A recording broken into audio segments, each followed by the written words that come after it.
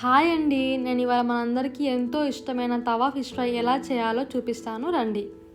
To be Frank, నాకు కూడా ముందు ఫిష్ అంతా ఇష్టం ఉండేది కాదండి. కానీ ఎప్పుడైతే నేను కర్ణాటకలో ఫస్ట్ టైం తవా ఫిష్ ఫ్రై ట్రై చేశానో అప్పటి నుంచి ఈ రెసిపీకి నేను చాలా హ్యూజ్ ఫ్యాన్ అయిపోయాను. ఇవాళ నా స్టైల్లో నేను ఎలా చేస్తానో చూపిస్తాను రండి.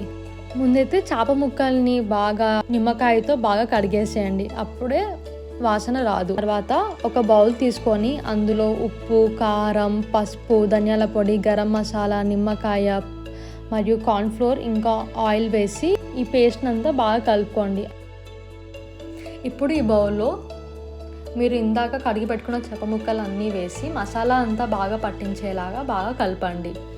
ఆ తర్వాత తప్పనిసరిగా ఓ గంట పాటు ఫ్రిడ్జ్లో పెట్టండి. ఇప్పుడు గ్యాస్ ఆన్ చేసుకొని ప్యాన్ పెట్టేసుకోండి. ఇక్కడ ఆయిల్ మరీ ఎక్కువ అవ్వకుండా మరీ తక్కువ అవ్వకుండా చూసుకోండి. తక్కువ అయిందనుకోండి మసాలా అంతా ప్యాన్కి అతుకొని మొత్తం మాడిపోతుంది. మరీ ఎక్కువ అయిందనుకోండి ఆయిల్, మసాలా అంతా ఆయిల్లో కలిసిపోతుంది.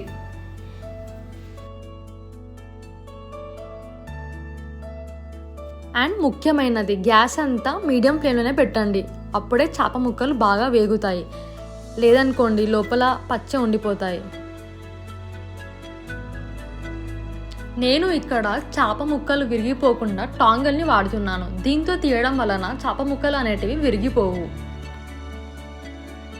ఇలా ప్రతి 5 నిమిషాలకు ఒకసారి చేప ముక్కలని తిప్పుతూ ఉండండి, అప్పుడే 2 సైడ్లు బాగా వేగుతాయి.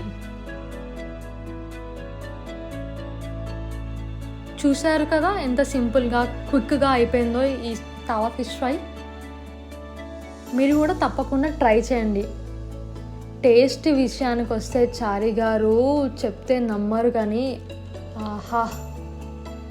ఇంకా ఎందుకు లేట్, మరి మీరు కూడా వెళ్ళి ట్రై చేసి రెసిపీ ఎలా వచ్చిందో నా కామెంట్ బాక్స్లో చెప్పండి. అలాగే please don't forget to like, share and subscribe to my channel.